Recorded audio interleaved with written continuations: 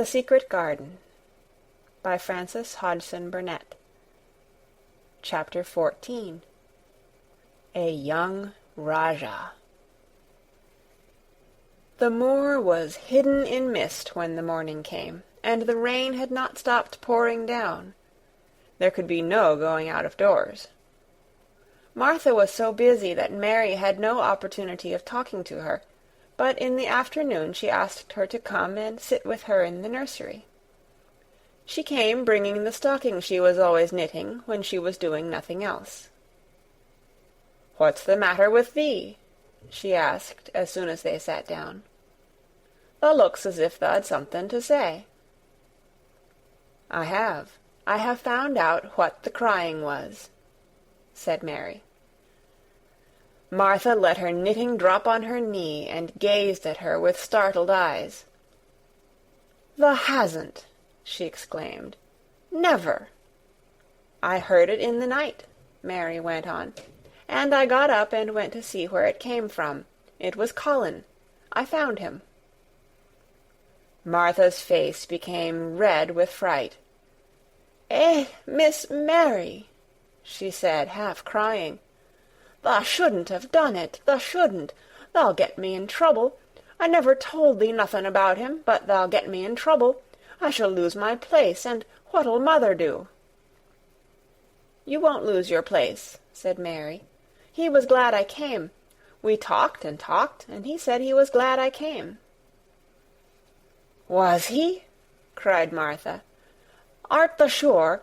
Thou doesn't know what he's like when anything vexes him.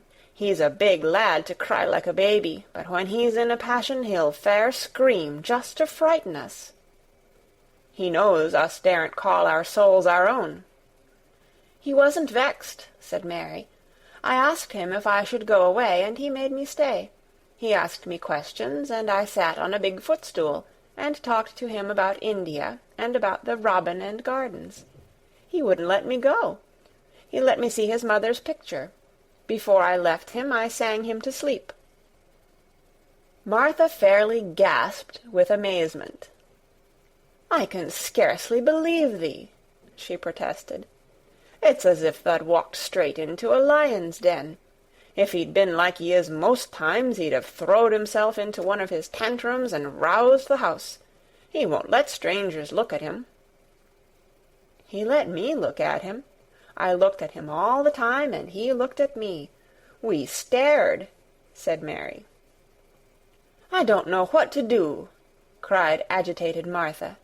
"If Mrs. Medlock finds out, she'll think I broke orders and told thee, and I shall be packed back to mother." "He is not going to tell Mrs. Medlock anything about it yet. It's to be a sort of secret just at first," said Mary firmly. "And he says everybody is obliged to do as he pleases." "Aye, that's true enough, the bad lad," sighed Martha, wiping her forehead with her apron. "He says Mrs. Medlock must, and he wants me to come and talk to him every day, and you are to tell me when he wants me." "Me?" said Martha. "I shall lose my place. I shall, for sure." "You can't if you are doing what he wants you to do, and everybody is ordered to obey him," Mary argued. "Does thou mean to say," cried Martha with wide-open eyes, "that he was nice to thee?" "I think he almost liked me," Mary answered. "Then thou must have bewitched him," decided Martha, drawing a long breath. "Do you mean magic?" inquired Mary. "I've heard about magic in India, but I can't make it. I just went into his room, and I was so surprised to see him I stood and stared. And then he turned round and stared at me, and he thought I was a ghost or a dream, and I thought perhaps he was. And it was so queer being there alone together in the middle of the night and not knowing about each other. And we began to ask each other questions. And when I asked him if I must go away, he said I must not." "The world's comin' to an end," gasped Martha. "What is the matter with him?" asked Mary. "Nobody knows for sure and certain," said Martha. "Mr. Craven went off his head like when he was born. The doctors thought he'd have to be put in asylum. It was because Mrs. Craven died, like I told you. He wouldn't set eyes on the baby. He just raved and said it'd be another hunchback like him, and it'd better die." "Is Colin a hunchback?" Mary asked. "He didn't look like one." "He isn't yet," said Martha, "but he began all wrong. Mother said that there was enough trouble and raging in the house to set any child wrong. They was afraid his back was weak, and they've always been taking care of it, keeping him lying down and not letting him walk. Once they made him wear a brace, but he fretted so he was downright ill. Then a big doctor came to see him and made them take it off.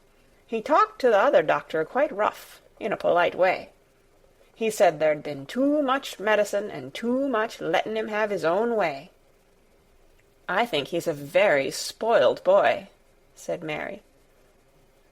"He's the worst young nowt as ever was," said Martha. "I won't say as he hasn't been ill a good bit. He's had coughs and colds that's nearly killed him 2 or 3 times. Once he had rheumatic fever, and once he had typhoid. Mrs. Smedlock did get a fright then. He'd been out of his head, and she was talking to the nurse, thinking he didn't know nothing, and she said, 'He'll die this time sure enough, and best thing for him and for everybody.' And she looked at him, and there he was with his big eyes open, staring at her as sensible as she was herself. She didn't know what happened, but he just stared at her and says, 'You give me some water and stop talking.'" "Do you think he will die?" asked Mary. "Mother says there's no reason why any child should live that gets no fresh air and doesn't do nothing but lie on his back and read picture books and take medicine. He's weak and hates the trouble of being taken out of doors, and he gets cold so easy he says it makes him ill." Mary sat and looked at the fire. "I wonder," she said slowly, "if it would not do him good to go out into a garden and watch things growing. It did me good." "One of the worst fits he ever had," said Martha, "was one time they took him out where the roses is by the fountain. He'd been reading in a paper about people getting something he called rose cold, and he began to sneeze and said he'd got it, and then a new gardener as didn't know the rules passed by and looked at him curious. He threw himself into a passion and said he'd looked at him because he was going to be a hunchback. He cried himself into a fever and was ill all night." "If he ever gets angry at me, I'll never go and see him again," said Mary. "He'll have thee if he wants thee," said Martha. "Thou may as well know that at the start." Very soon afterward a bell rang, and she rolled up her knitting. "I dare say the nurse wants me to stay with him a bit," she said. "I hope he's in a good temper." She was out of the room about 10 minutes, and then she came back with a puzzled expression. "Well, thou has bewitched him," she said. "He's up on his sofa with his picture books. He's told the nurse to stay away until 6 o'clock. I'm to wait in the next room. The minute she was gone, he called me to him and says, 'I want Mary Lennox to come and talk to me, and remember you're not to tell anyone. You better go as quick as you can.'" Mary was quite willing to go quickly. She did not want to see Colin as much as she wanted to see Dickon, but she wanted to see him very much. There was a bright fire on the hearth when she entered his room, and in the daylight she saw it was a very beautiful room indeed. There were rich colors in the rugs and hangings, and pictures and books on the walls which made it look glowing and comfortable, even in spite of the gray sky and falling rain. Colin looked rather like a picture himself. He was wrapped in a velvet dressing-gown, and sat against a big brocaded cushion. He had a red spot on each cheek. "Come in," he said. "I've been thinking about you all morning." "I've been thinking about you, too," answered Mary. You don't know how frightened Martha is. She says Mrs. Medlock will think she told me about you, and then she will be sent away." He frowned. "Go and tell her to come here," he said. "She is in the next room." Mary went and brought her back. Poor Martha was shaking in her shoes. Colin was still frowning. "Have you to do what I please, or have you not?" he demanded. "I have to do what you please, sir," Martha faltered, turning quite red. "Has Medlock to do what I please?"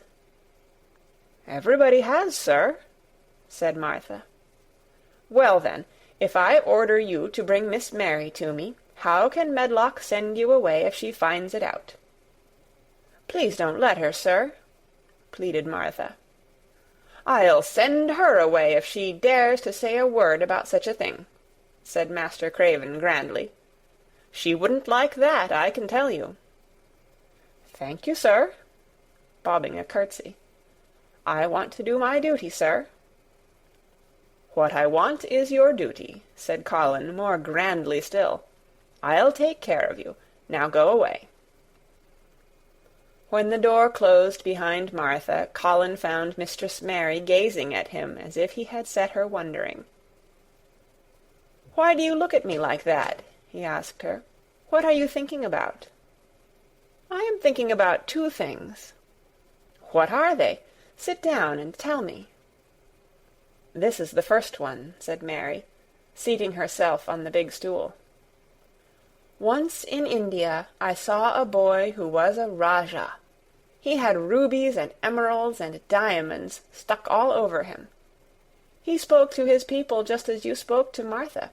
Everybody had to do everything he told them, in a minute. I think they would have been killed if they hadn't." "I shall make you tell me about Rajahs presently," he said. "But first tell me what the second thing was." "I was thinking," said Mary, "how different you are from Dickon." "Who is Dickon?" he said. "What a queer name." She might as well tell him, she thought. She could talk about Dickon without mentioning the secret garden. She had liked to hear Martha talk about him. Besides, she longed to talk about him. It would seem to bring him nearer. "He is Martha's brother. He is 12 years old," she explained. "He is not like anyone else in the world. He can charm foxes and squirrels and birds just as the natives in India charm snakes. He plays a very soft tune on a pipe, and they come and listen." There were some big books on a table at his side, and he dragged one suddenly toward him. "There is a picture of a snake charmer in this," he exclaimed. "Come and look at it." The book was a beautiful one with superb colored illustrations, and he turned to one of them. "Can he do that?" he asked eagerly. "He played on his pipe, and they listened," Mary explained. "But he doesn't call it magic. He says it's because he lives on the moor so much, and he knows their ways.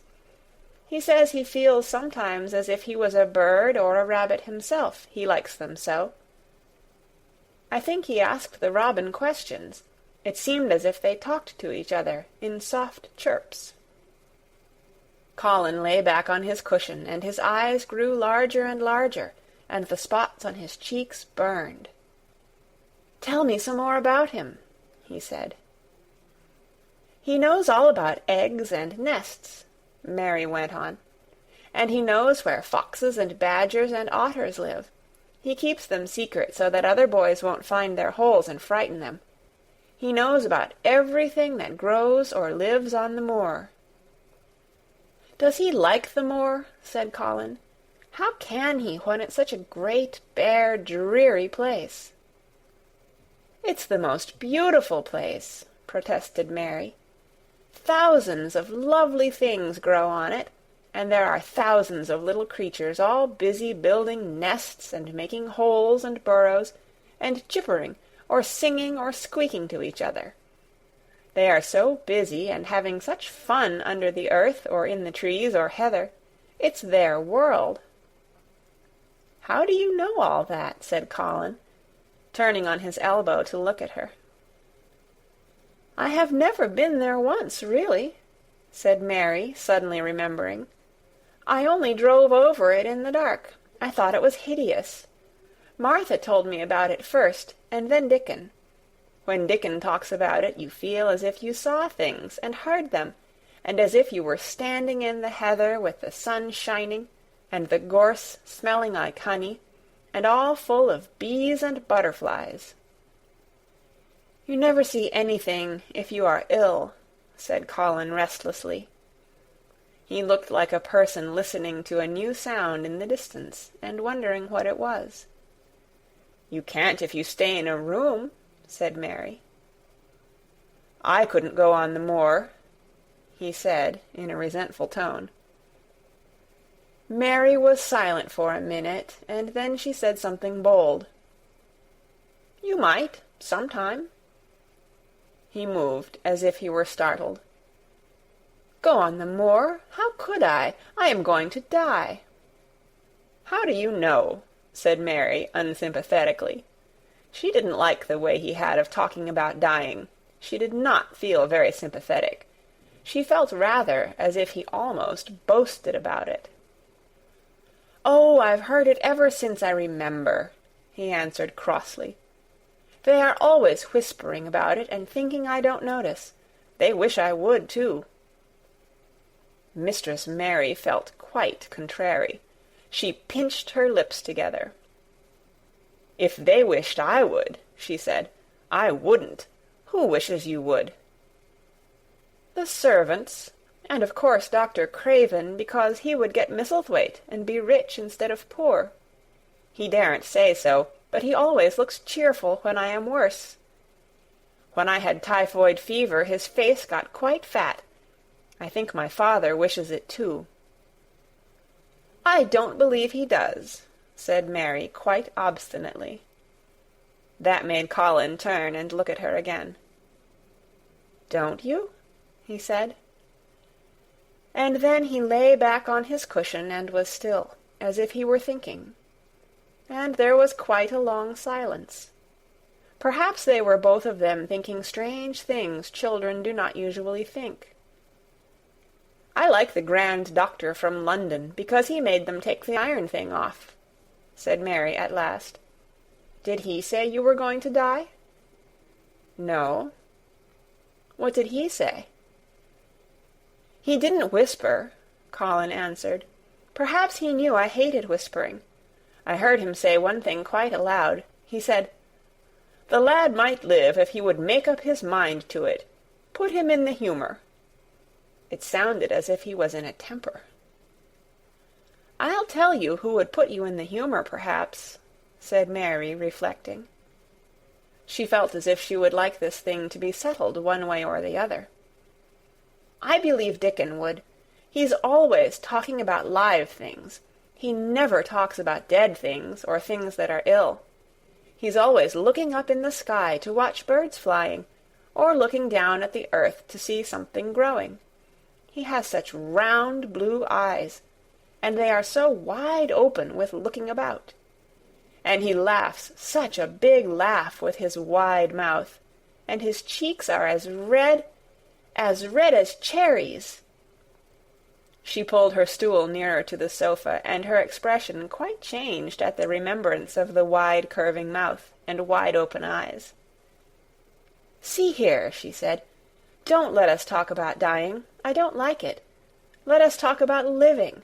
Let us talk and talk about Dickon, and then we will look at your pictures." It was the best thing she could have said.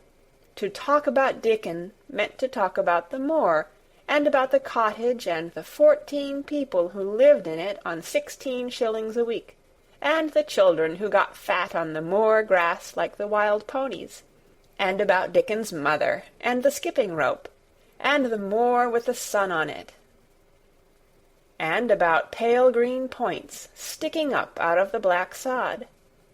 And it was all so alive that Mary talked more than she had ever talked before, and Colin both talked and listened as he had never done either before.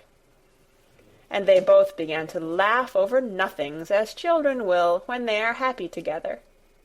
And they laughed so that in the end they were making as much noise as if they had been two ordinary, healthy, natural 10-year-old creatures, instead of a hard little unloving girl, and a sickly boy who believed that he was going to die.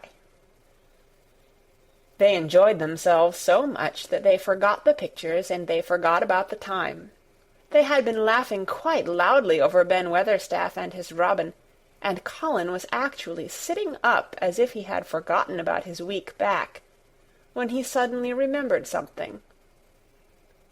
"Do you know, there is one thing we have never once thought of," he said. "We are cousins." It seemed so queer that they had talked so much and never remembered this simple thing that they laughed more than ever, because they had got into the humor to laugh at anything. And in the midst of the fun the door opened, and in walked Dr. Craven and Mrs. Medlock. Dr. Craven started in actual alarm, and Mrs. Medlock almost fell back because he had accidentally bumped against her. "Good Lord!" exclaimed poor Mrs. Medlock, with her eyes almost starting out of her head. "Good Lord!" "What is this?" said Dr. Craven, coming forward. "What does it mean?" Then Mary was reminded of the boy Rajah again. Colin answered as if neither the doctor's alarm nor Mrs. Medlock's terror were of the slightest consequence. He was as little disturbed or frightened as if an elderly cat and dog had walked into the room. "This is my cousin, Mary Lennox," he said. "I asked her to come and talk to me. I like her. She must come and talk to me whenever I send for her." Dr. Craven turned reproachfully to Mrs. Medlock. "Oh, sir," she panted, "I don't know how it's happened. There's not a servant on the place that dare to talk. They all have their orders." "Nobody told her anything," said Colin. "She heard me crying and found me herself. I am glad she came. Don't be silly, Medlock." Mary saw that Dr. Craven did not look pleased, but it was quite plain that he dare not oppose his patient. He sat down by Colin and felt his pulse. "I am afraid there has been too much excitement. Excitement is not good for you, my boy," he said. "I should be excited if she kept away," answered Colin, his eyes beginning to look dangerously sparkling. "I am better. She makes me better. The nurse must bring up her tea with mine. We will have tea together." Mrs. Medlock and Dr. Craven looked at each other in a troubled way, but there was evidently nothing to be done. "He does look rather better, sir," ventured Mrs. Medlock. "But," thinking the matter over, "he looked better this morning before she came into the room." "She came into the room last night. She stayed with me a long time. She sang a Hindustani song to me, and it made me go to sleep," said Colin. "I was better when I wakened up. I wanted my breakfast. I want my tea now. Tell Nurse, Medlock." Dr. Craven did not stay very long. He talked to the nurse for a few minutes when she came into the room, and said a few words of warning to Colin. He must not talk too much. He must not forget that he was ill. He must not forget that he was very easily tired. Mary thought that there seemed to be a number of uncomfortable things he was not to forget. Colin looked fretful, and kept his strange, black-lashed eyes fixed on Dr. Craven's face. "I want to forget it," he said at last. "She makes me forget it. That is why I want her." Dr. Craven did not look happy when he left the room. He gave a puzzled glance at the little girl sitting on the large stool. She had become a stiff, silent child again as soon as he entered, and he could not see what the attraction was. The boy actually did look brighter, however, and he sighed rather heavily as he went down the corridor. "They are always wanting me to eat things when I don't want to," said Colin, as the nurse brought in the tea and put it on the table by the sofa. "Now, if you'll eat, I will. Those muffins look so nice and hot. Tell me about Rajahs." End of chapter 14. Read by Kara Schallenberg on January 31st, 2006, in Oceanside, California.